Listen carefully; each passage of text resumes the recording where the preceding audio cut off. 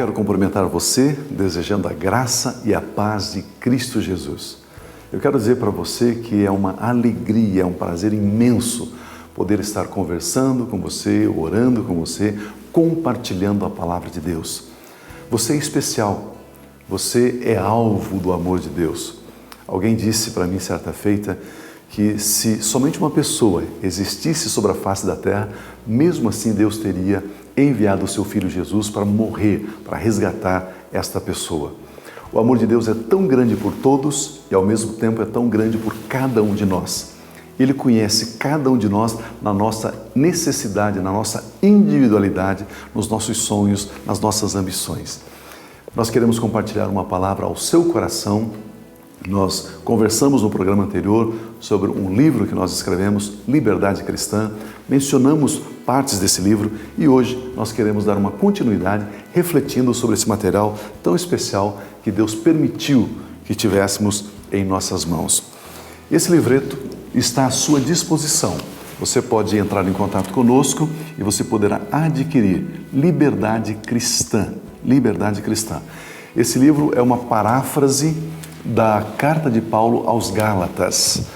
Os Gálatas, ou na região da Galácia, o Evangelho havia chegado até eles. Paulo estava fazendo uma viagem e ele teve que parar naquela região por um tempo. A história diz que ele estava com um problema nos seus olhos e ele precisava então de um tratamento, ele precisava de uma recuperação. Ele ficou ali. Só que nesse tempo, Paulo, o grande apóstolo Paulo, ele não conseguia ficar parado, ficar de férias nessa região linda da Galácia. Não. Ele começou a pregar o Evangelho, manifestar o reino de Deus. Ele começou a levar o Evangelho de Cristo Jesus e a sua própria experiência, o seu próprio Evangelho, a sua própria experiência. Lembrando que a palavra Evangelho é a boa notícia. Então, quando você leva a boa notícia da sua experiência de salvação, você está levando o seu Evangelho, a sua boa notícia. E era isso que Paulo estava fazendo. Esse povo recebe o Evangelho, recebe Cristo Jesus com entusiasmo, com alegria, com celebração, com contentamento, com muita satisfação. Paulo vai embora, vieram outros cristãos de Jerusalém, nesta região, e disseram, olha, de fato, a salvação está em Cristo Jesus, mas ainda vocês precisam fazer isso, fazer isso, fazer isso, fazer isso, fazer isso. Quando Paulo soube que algumas pessoas chegaram nessa igreja que ele fundou, que ele plantou, e estavam distorcendo a verdade do Evangelho, Paulo ficou irado. Ele ficou irado, tremendamente raivoso com as pessoas que estavam deturpando a mensagem de Cristo Jesus. É como se eu chegasse para você e dissesse o seguinte, eu tenho uma boa notícia para você. Eu tenho um evangelho. A palavra evangelho no grego é boa notícia. Eu tenho uma ótima notícia para você. A ótima notícia é o seguinte, eu comprei um carro para você. E esse carro é um carro lindo, maravilhoso, 0 quilômetro. E aqui está, eu paguei a primeira prestação e você vai pagar as outras 35 prestações que restam. Isso é uma boa notícia? Claro que não.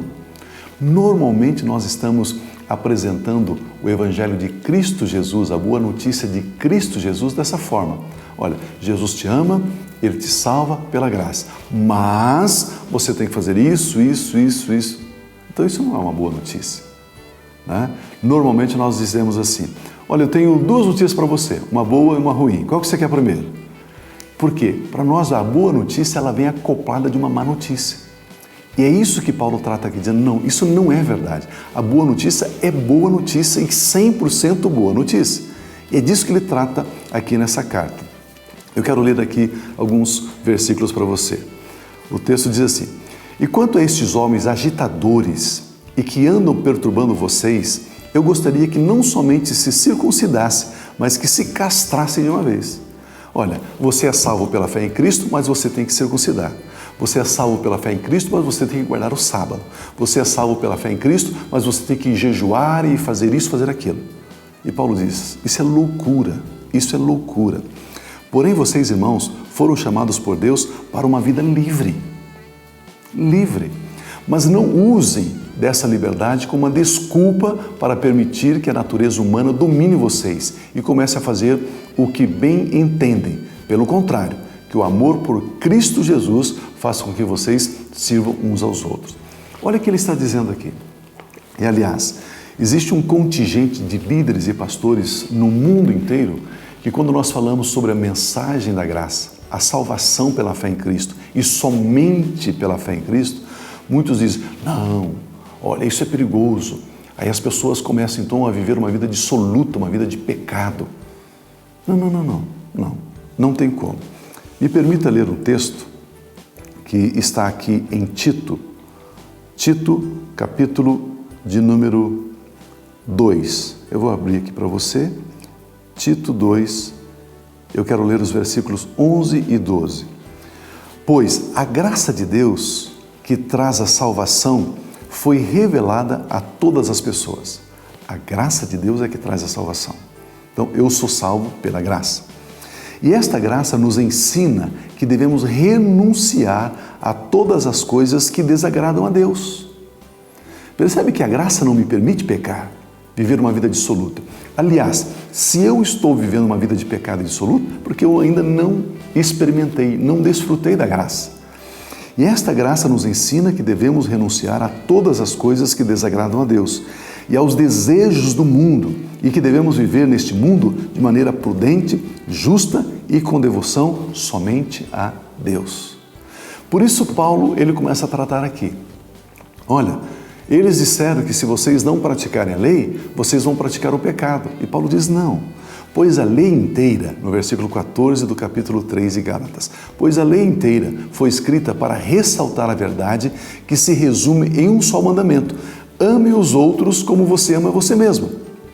Mas se vocês agem como animais selvagens, que são egoístas porque só pensam em como sobreviver, mesmo que tenham que ferir e prejudicar os outros, então cuidado. Vocês estão destruindo a liberdade que Jesus nos deu e vão acabar se matando. Quero dizer a vocês o seguinte: vivam livremente, mas na motivação do Espírito de Deus. Que seja Ele quem dirija a vida de vocês, o Espírito Santo. E não obedeçam aos desejos egoístas da natureza humana. Porque o que nossa natureza humana quer não é a mesma coisa que o Espírito Santo quer. E o que o Espírito Santo quer é contra o egoísmo da natureza humana. Os dois são inimigos e por isso a liberdade que temos em Jesus não nos permite fazer o que queremos. Porém, se é o Espírito de Deus que guia vocês, então vocês não viverão dominados pela escravidão da lei. As coisas que as pessoas que são dominadas pela natureza humana produzem são bem conhecidas. Essas coisas são sexo fora do casamento e sem amor, pensar só na impureza, nas ações indecentes, a adoração de deuses que são peças de decoração, comunicação com as trevas, as inimizades, as disputas por nada, as ciumeiras, temperamento descontrolado, a ambição egoísta, incapacidade de amar e de perdoar, lares e vidas divididas. As invejas, as bebedeiras, as farras, vícios incontroláveis e uma grande lista de coisas parecidas com esta. Repito o que já disse: os que querem usar a liberdade para fazer o que querem não herdarão o reino de Deus. Paulo vem e pontua, Paulo vem e centraliza. A salvação é pela graça, a vida cristã é pela graça, mas se eu experimentei essa graça, eu vivo em santidade e não em licenciosidade e não no pecado. Mas quando andamos no caminho de Deus, o Espírito Santo produz o amor, uma vida exuberante, serenidade, paciência, a delicadeza, a bondade, a fidelidade com amor, humildade e o domínio próprio. A prática da lei não produz nada disso, somente se manifesta contra essas obras. Mais 2 versículos dizem assim: as pessoas que pertencem a Cristo Jesus não andam no seu próprio caminho. Uau! Isso explica a importância de entendermos a graça e de entendermos que vivemos para Cristo em santidade. Colocaram a natureza humana delas na cruz, junto com todas as paixões e desejos dessa natureza. Que o Espírito de Deus, que nos deu a vida, seja o único a dominar sobre nós e controlar a nossa vida. Nós não devemos comparar o que temos com os outros. Isto produz orgulho, Nem devemos provocar ninguém, pois cada pessoa tem o seu próprio valor para Deus. Ninguém é melhor que os outros. E assim ele encerra esse capítulo. É uma alegria muito grande poder compartilhar essas verdades que nos libertam. Nos libertam. Deus, ele não ama você pelo que você fez ou faz. Deus ama você pelo que Jesus fez. E quando você se insere na obra de Cristo, você é alvo do amor de Deus. Vamos orar nesse instante? Pai de graça, Pai de amor, muito obrigado.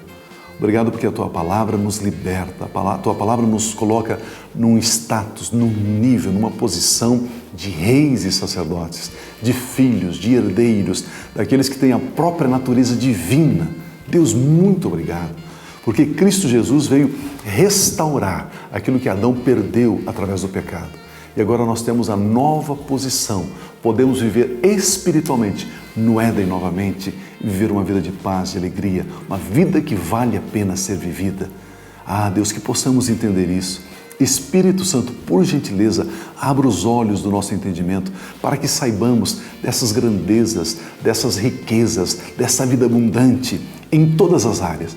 Podemos viver uma vida abundante materialmente, emocionalmente, intelectualmente, espiritualmente. Podemos, como um ser completo, vivermos sobre a terra como canal, como instrumento da Tua paz, da Tua salvação, da Tua alegria, do Teu amor, da Tua vida. Pai, com gratidão nós oramos, em o nome de Cristo Jesus. Amém, amém. A igreja em sua casa. Manda o seu e-mail, abatv@aba.org.br. Se você quer compartilhar esse programa com algum amigo, facebook.com/a igreja em sua casa, tudo junto.